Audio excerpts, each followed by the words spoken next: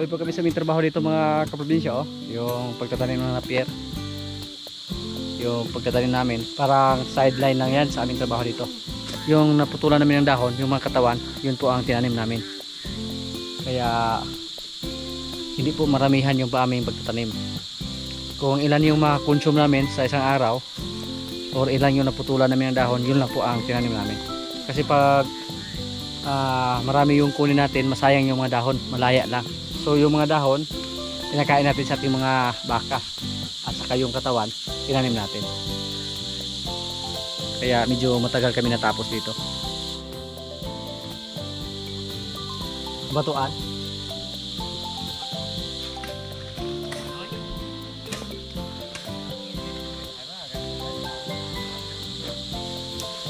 Ini kabuhian ni bro, imo na po na-isprehan?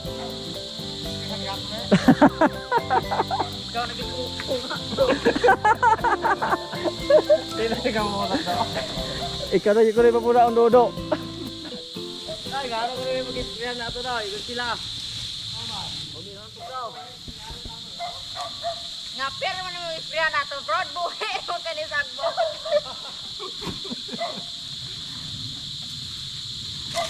Yung andun mga kaprobinsya, okay na. Nataniman na lahat. So pag mabuhay lahat yung mga tanim natin na napier, marami na. Tinamantala namin ngayon na medyo basa pa yung lupa, kaya palagi kami nagtanim ngayon. Yan o. Kasi namatay yung iba na napier na isprayan ni bro na medisina. Yung damo lang sana yung paka niya, pero pati yung napier na puruhan, namatay.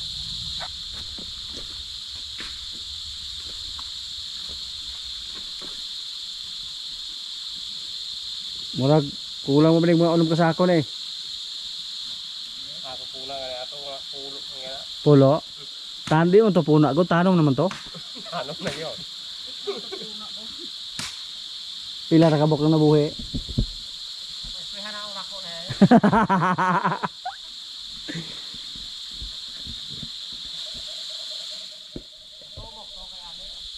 Okay, balili man sa? Kaya bang naibangkal ya? Pag may pantanim pa kami, may mga paka pa, pati doon, oh. Pwede pa namin taniman yan. Putulin yung mga damo ng mga hagunoy, pati yung mga sanga ng kahoy, putulin para hindi makadisturbo sa ating mga napier.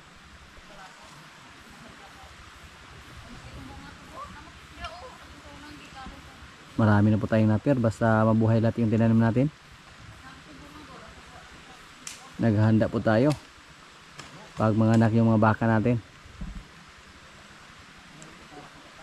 3 po yung baka natin dyan na buntis, tapos may isa tayo na maliit pa, si Marimar. So pag malaki yan, malakas na yan kumain ng napier. So kailangan natin na magtanim basta may bakante na pwedeng mapagtaniman natin. Hindi natin sayangin yung bakante.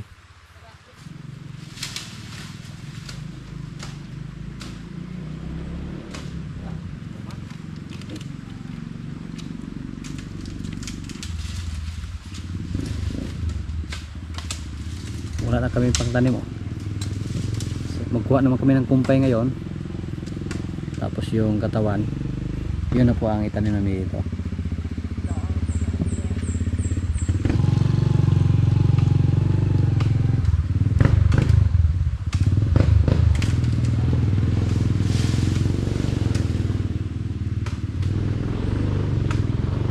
Magibang na sanggot gini mana. Ya are, oh. Marami pang paka yung kailangan namin. Yung pagtanim na napier. Pero may backup naman tayo doon sa area 1. Pag maubusan tayo dito, kunin natin yung mga napier doon sa area 1. Si Palupio service namin dito, oh.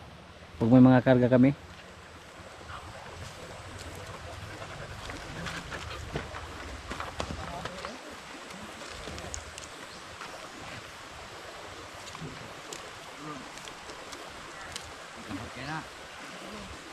Sige, sige, ikuha na.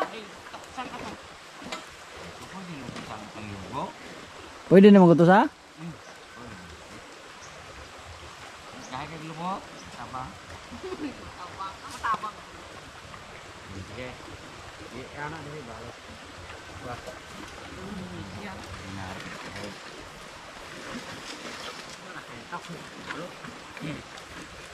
Buang akong kalabaw niya di kasang atag karo sa hamaw. Yung mga kambing natin dito. Palabasin natin yung ating mga kambing na may mga anak. Sila si Dayan.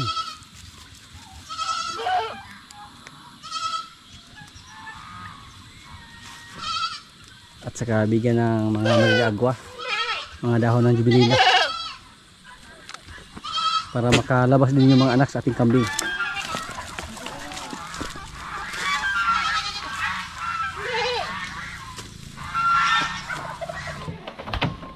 Oy, nakipag-away agad yung kambing natin dito. Oh. Psst. Hoy! Psst. Hoy! Psst. Ito, yung mga maliliit nating kambing.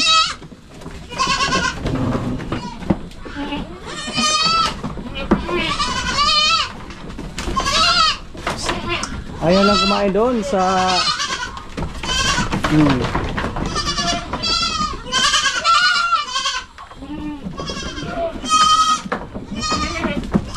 Stoy!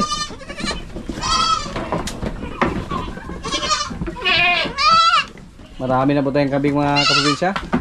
Pag lumaki yung mga maliliit nating kambing dito, pero ayaw lumabas sa ating mga kambing na may mga anak. Ito, maganda din. Yung palagi umiiyak, yun po ang anak ni Dayan. Kulang sa gatas. Yung si Ibana. Yung anak niya, maganda din. Kasi isa lang. Mataba. Babae yan. At dito, isa lang din. Guwapa din.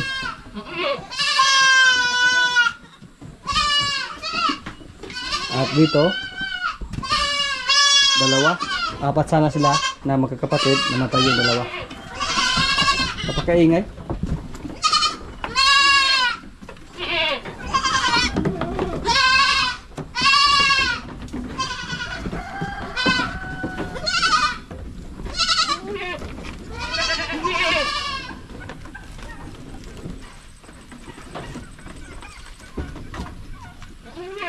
Sinadya natin na doon ilagay yung pagkain nila para bumaba yung mga kambing natin na may mga anak, pero ayaw nila. Shh! Iba na!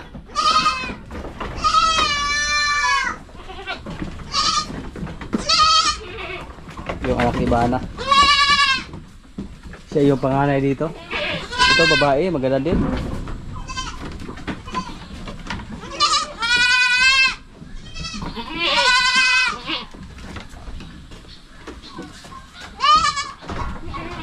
Mga anak po sila sa ating buwer na kambing na lalaki. Dito po si George nilagay namin sa kulungan. Yan, nilagay natin sa kulungan si George.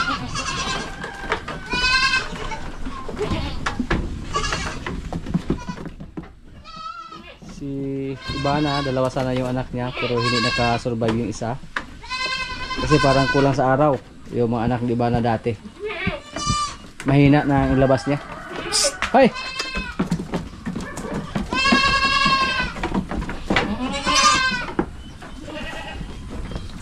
Yan po, oh, nahawaan ng orb, pero magaling na. Hindi na lumala. Yan. Napakaganda tignan sa ating mga kambing.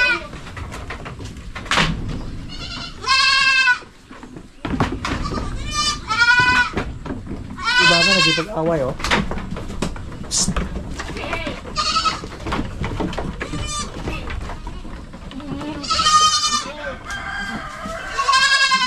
Ayaw nang lumabas.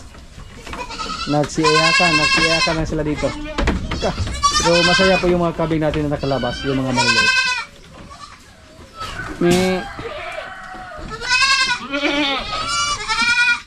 Ito po babae.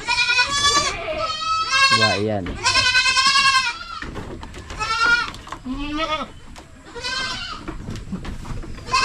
Pero yung pinakagwapo nating kambing na mga maliliit, yung dalawa doon na nakahiwalay, na nilagay natin sa kulungan ni George dati. Yun po ang pinaka gwapo sa kanila.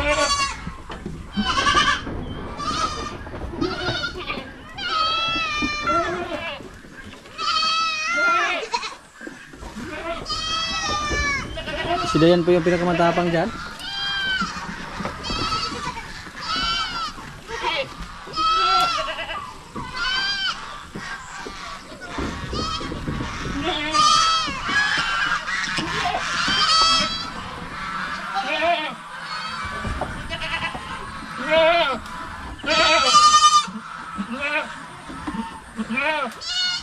Ito po mga kaprobinsya, medyo mabansot sila kasi yung nanay nila parang nagkasakit yan sa mga nakarang araw.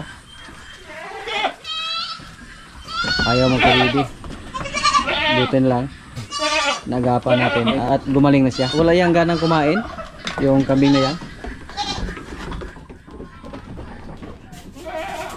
Yan po ang nanay ni Dayan, kaya medyo nasalot yung kanyang mga anak ng dalawa. Namayat siya ng husto. At ngayon medyo kondisyon na siya. Tapos yung mga anak niya unti-unti na nakarkarga.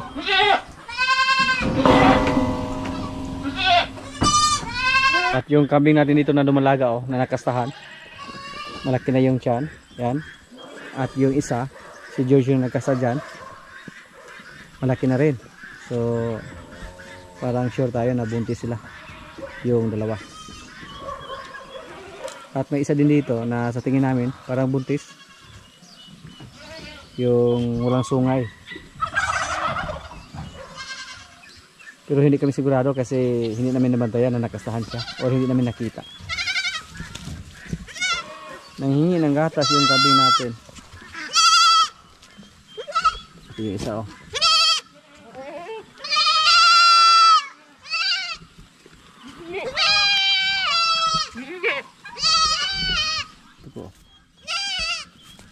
Kulang sa gatas yung nanay nila. Kaya nanghingi ng gatas. Mamaya na. Pina-exercise natin yung mga kambing natin na mga maliliit. Pinalabas natin. Ang problema yung mga nanay nila palagi nagsuwagan. Ito yung kulay itim. Ay! Psst!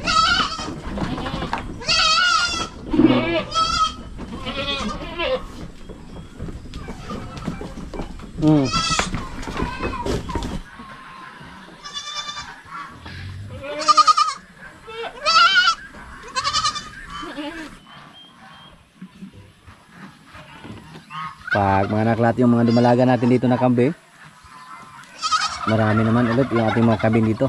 Ngayon pa lang medyo marami na sila, lalo na pag lumaki yung mga maliliit natin dyan. Dito po may siyam tayo na mga maliliit, hindi kasama yung dalawa doon. Kasi yung dalawa doon naka-reserve na po yan, yung dalawa nating lalaki.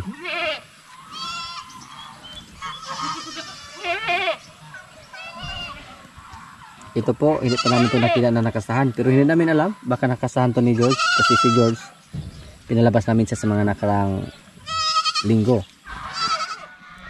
Ito po, pure breed din ng mga kaprobinsya. Wala itong halong native, yung kambing na to.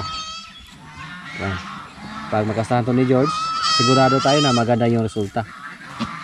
Tapos, magpagawa tayo doon ng kulungan sa kabila. Pag matapos na kami dito sa pagtatanim ng mga napier. Para pag may mga anak na mga magandang klase, doon natin ilagay. Noong una po, hindi po ganito yung kulay sa ating mga kambing. Mga native yung kulay, mga pula. Yung ganyan Ngayon, may mga puti na sila. Kadalasan sa kanila para mga pinted. Ito po mga kaprobinsya, nakasahan na rin to. Pero hindi pa tayo sigurado kung buntis na ba siya o hindi. Hindi pa natin siguro basta bago pang nakasahan. Naingay po yung mga anak nila yan. Nanghina na ng gatas. Mamaya, pagdidihin naman namin yan ng gatas. Marami po nagtatanong kung anong klaseng gatas yung ginamit natin sa ating kambing. Pwede lang kayo mag-message sa aking FB page. May FB page po tayo. Jigger Villacorta po yung pangalan sa ating FB page. Pag may mga katanungan kayo, doon lang kayo mag-message sa akin.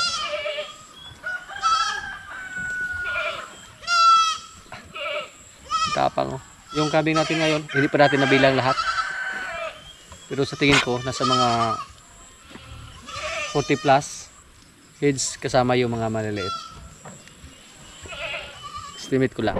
Nasa mga 37 heads lang pala. Kasi nababasa po natin to. Nakakabinta po tayo sa mga nakaraang buwan po. Tapos nagkatay.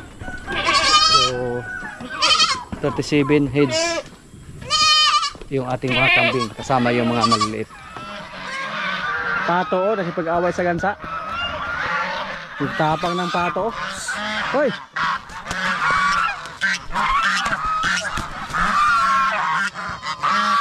The winner! Ako yung matapang!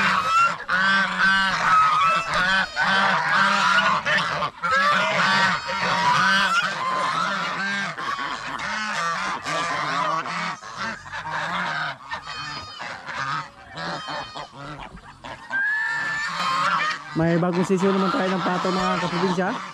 Pero andun, hindi na magpahuli yung kanyang mga sisiyo. Hulihin sana namin para ilagay doon sa kulungan para hindi makuha ng ibon. Kasi dito po, marami po tayong predator ng sisiyo dito. May mga ibon, may mga daga, may mga bayawat. Kanina nga, tinaboy pa natin yung uwak. Kasi pumunta dito. Nagmanman, naghanap ng sisiyo.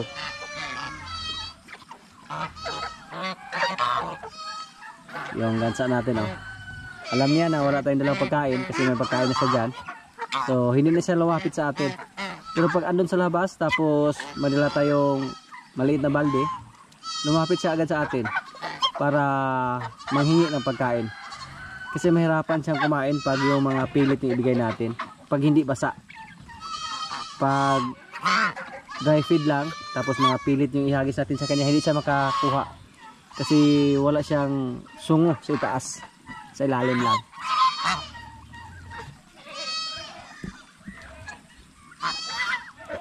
Yung mga pabo natin oh, palagi lang nag-aaway yung mga lalaki, yung mga tandang. Pero sa sunod na buwan po bawasan natin yan, magkatay tayo ng tandang na pabo.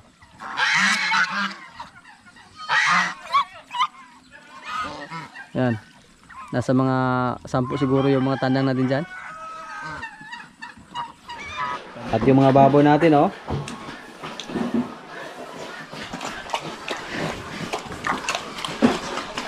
Malaki na po yung baboy natin mga kaprobinsya. Yung lumalaga natin, malaki na rin yung tiyan. At yung mga katawan nila oh, wala na tayong makikita na kagat ng lamok.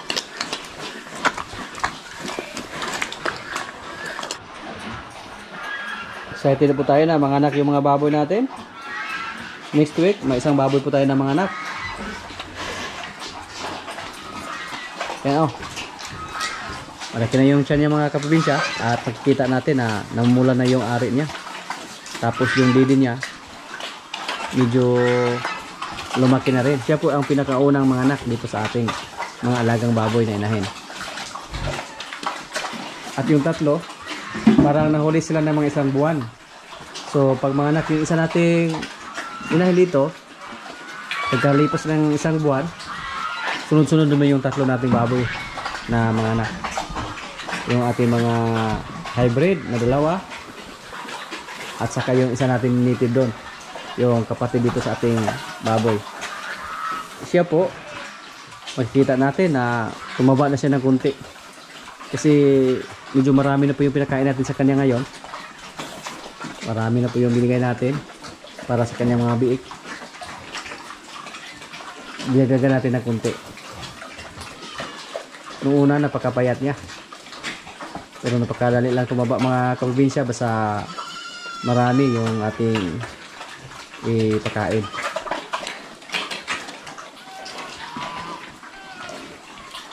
Napurgan na po natin yung ating inahin. Yan po ang isa natin dito mga kaprobinsya. Ginaya lang natin yan na bago mga anak yung baboy, purgahan muna natin. Pag nasa 100 days yung kanyang pagbubuntis, tsaka natin sila purgahin. At yung ating barako dito, hindi pa natin nasubukan ulit na pagkasahin. At isa sa aming inabangan dito mga kaprobinsya, yung ating kalabaw na alaga na si Jill. Kasi marami po nagsabi na buntis daw siya. Sa tingin din namin parang buntis siya. So kung buntis siya, manak siya. Si Palo mga kaprobinsya, oh. Pinakain na namin siya. Pagkatapos siyang mag-practice sa paghila ng karosa. At yung kulay ni Palo, unti-unti nang bumalik sa dating kulay na itim. Yan. Check natin yung kanyang busal. Baka ma-skip na. Yung mga alaga namin dito, nilagyan namin ng busal lahat.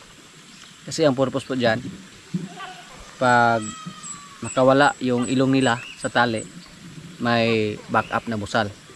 Yan po ang purpose natin. Lalo na yung mga alaga natin na baka na nasa loob ng kulungan lang. Gusto makipaglaro sa atin, oh. Yung pinsan ko po na si Pare, pumunta siya dito sa atin ngayon para nagpaalam sa atin. Sabi niya na magbinta daw kami ng kalabaw na isa, yung babae. So sa sunod na araw, magbinta tayo ng kalabaw. Next video natin. Pero hindi po natin dalhin doon sa stockyard sa Dawis. Hindi po natin dalhin doon sa Panyabunan. May isipan kami, i-try namin sa ibang stockyard.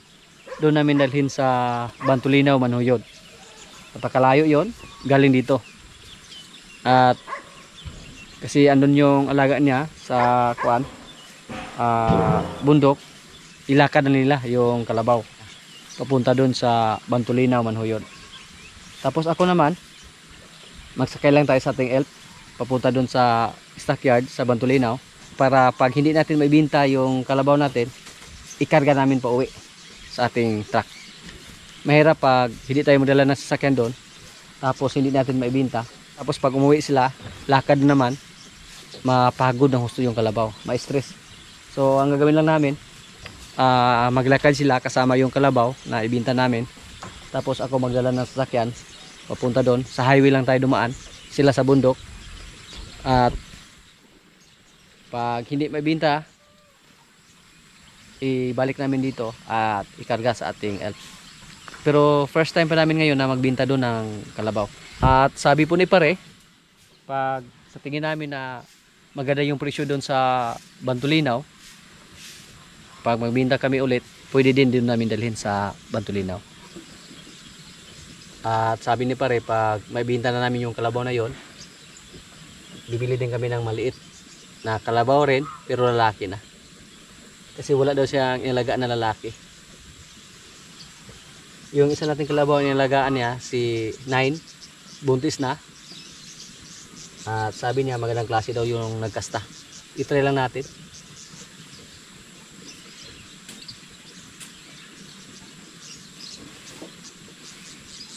Si Paulo, mabait na po to. Dati po, ayaw niya maghila ng karosa. Si Brod Bonifacio sumuko na. Sumuko na sa pagtrain sa kanya. Pero hindi po natin siya sinukuan para matuto siya na maghila ng karosa. Kaya ngayon, napakinabangan na namin si Palo. Lo? Lo? Apoy lo? Mapagod si Palo. Ay lo? Sanay siya sa atin. Humiga pa. Yung kulay niya, oh, itim na. Nung una po, inisprehan natin yung kanyang mga kuto. Namatay yung kuto, pero may mga itlog na naman. Mga itlog, mga lusa. Pag mabait siya dito sa atin, yung alaga natin na si Palo, tumagal siya. naalala ko po na may kalabaw tayo dito na matapang, si Bawbaw. Ay binta natin yon dahil natakot kami pag ipasol namin sa tabi ng kalsada. Baka may dumaan tapos masuwag niya. Galing yun sa Area 1, yung kalabaw na yon, si Bawbaw. Siya po yung kaunahan natin kalabaw dito sa atin. Pero matapang. Pag lumapit tayo, dinumog niya agad tayo. Kaya si Palo, sana hindi magbago yung kanyang ugali para hindi natin siya maibinta ng maaga. Ida ah.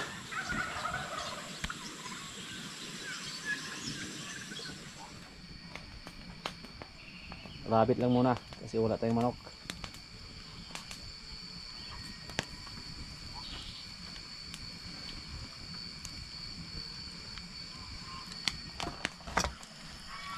Kaya na po mga kaprobinsya, oh.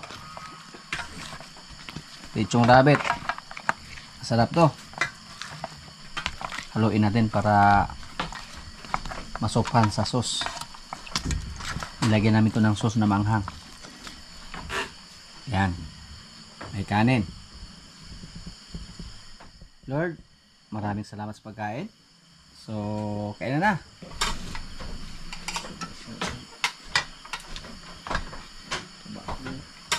Alam daw nila.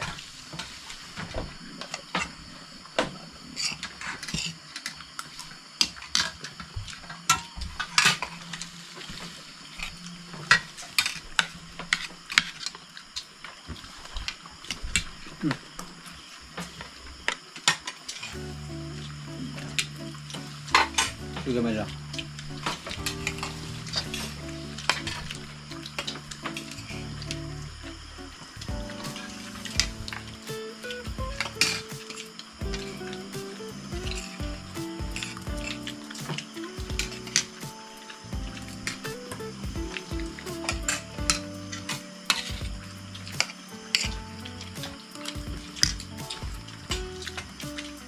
Go.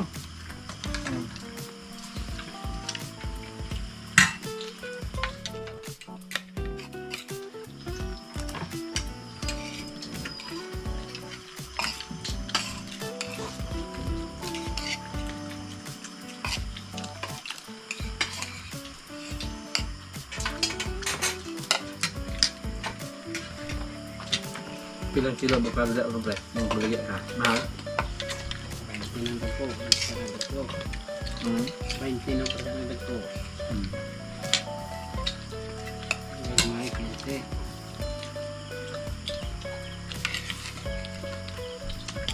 Oo na po, sa may bili rin bukado sa. Wala. Wala ginagawa. Kasawa ko eh. Paso ba? Pero, yung ka-benepisyo ng dahil yan.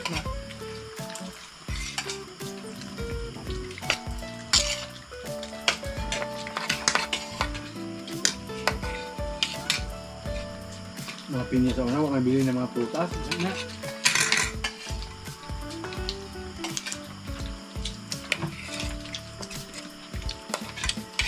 Makaroon. Mungkin mo.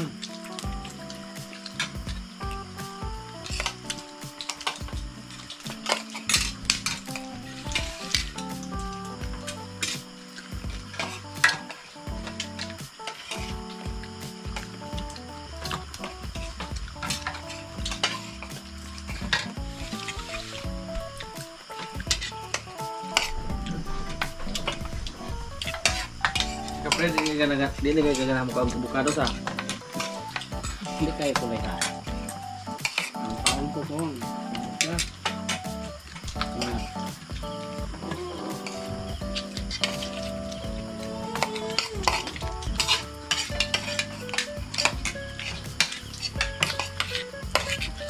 Sabi ko.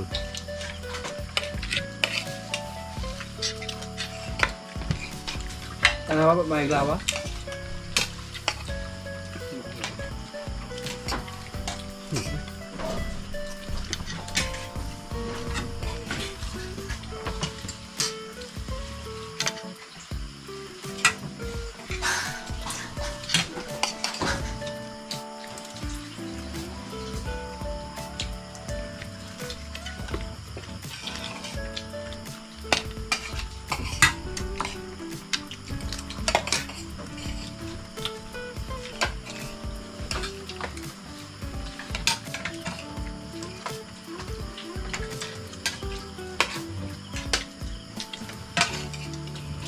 Sila ka daw.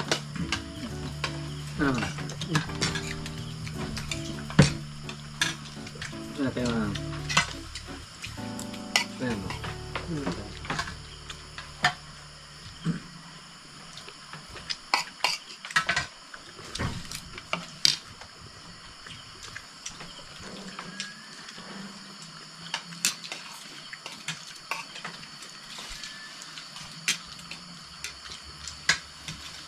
Ayo.